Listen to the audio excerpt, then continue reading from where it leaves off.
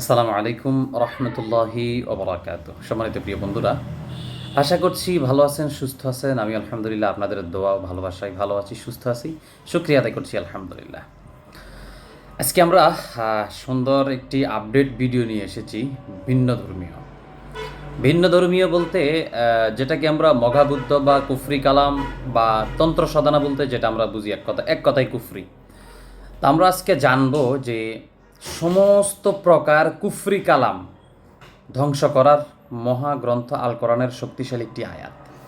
স্ক্রিনের মধ্যে দেখেন সেই শক্তিশালী আয়াতটি। এই শক্তিশালী আয়াতটিকে আপনি শুধুমাত্র 7 বার পড়বেন।